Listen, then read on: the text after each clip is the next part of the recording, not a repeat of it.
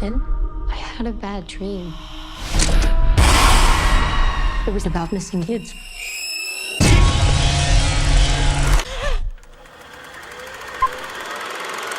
Saludos Squad, Mystery in the House, y hoy vamos a estar reseñando Black Phone 2, la producción más reciente de Universal Pictures que llega a las salas de cine en Puerto Rico el jueves 16 de octubre y en Estados Unidos se estrena el 17 de octubre. Quiero darle las gracias a Movie Network por invitarme a la función especial de la película, por eso esta reseña sale un poco antes de lo usual y con eso dicho vamos a hablar de Black Phone 2. Esta película es dirigida nuevamente por Scott Derrickson, quien fue el encargado de la primera película. Y en esta ocasión vemos que Scott Derrickson se une a C. Robert Cargill para escribir el guión de esta nueva entrega. La película como tal está basada en los personajes de Joe Hill, que fue quien escribió la primera entrega de Black Phone. Ahora sí, la película, para hablar de ello, hay que tener en cuenta que la trama se desarrolla 4 años luego de lo sucedido en la primera entrega y en esta ocasión vemos ya a Finn y a su hermana Gwen que han crecido un poco y vemos que Finn está todavía batallando con lo que le sucedió cuando estaba en la primera película con The Grabber, interpretado por Ethan Hawke.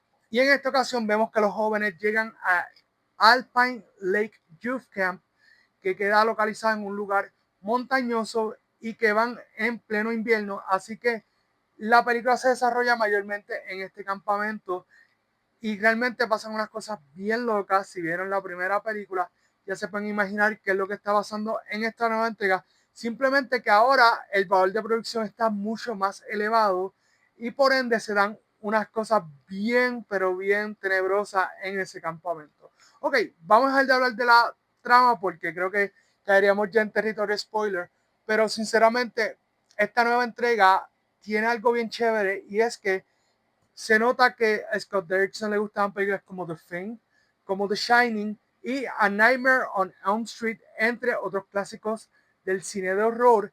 Y en esta película vemos muchos elementos de esas otras películas que acabo de mencionar, presentadas de diferentes formas. En el caso principalmente de lo que viene siendo The Thing y The Shining es por la temática de que ambas películas se desarrollan en lugares fríos y con mucha nieve, además de que The Shining tiende a ser como esta película que todos directores del cine de horror buscan de una forma u otra rendirle tributo en sus películas, ya que ha sido una de las películas que inspiró a muchas otras películas de horror, por lo menos esa es en mi opinión. Y entonces Nightmare on Elm Street, porque simplemente de la forma que presentan a The Grabber, un poco sería spoiler alert si no has visto la primera entrega, pero en la primera entrega The Grabber muere y en esta segunda película lo estamos viendo como un espíritu y lo que él logra hacer como espíritu, pues eso es lo que me recuerda a Nightmare on Elm Street mayormente y algunas tomas que uno diría, wow, esto se parece bastante a esa película,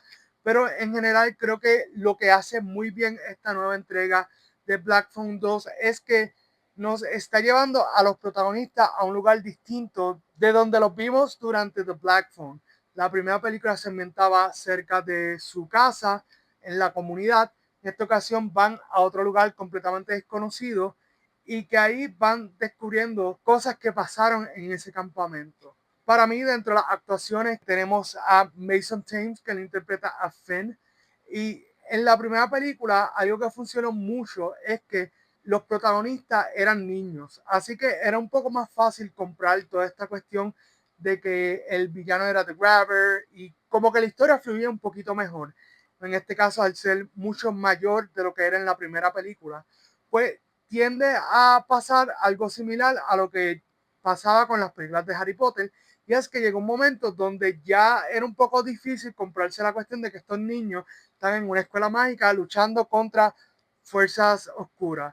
Pues en el caso de Black Phone 2, por lo menos mi experiencia con Mason Thames fue que sentí que ya él no encajaba en lo que viene siendo la trama de la película y que incluso muchos de los diálogos quizás no funcionaban para él porque necesitaban que fuera alguien más joven, en este caso como él estaba de edad cuando hicieron la primera película, y simplemente como que no compré del todo su actuación en esta película.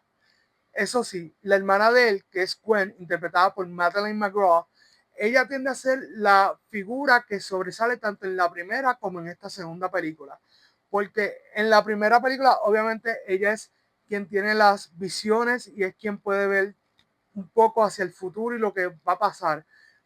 En esta segunda película la vemos a ella un poco más madura y en este caso vemos que ella va teniendo un mejor dominio de sus poderes, lo cual está cool porque, claro está, el desarrollo del personaje es igual de importante para la trama y ella con su actuación en esta nueva entrega me pareció que supera por mucho lo que hizo en la primera película.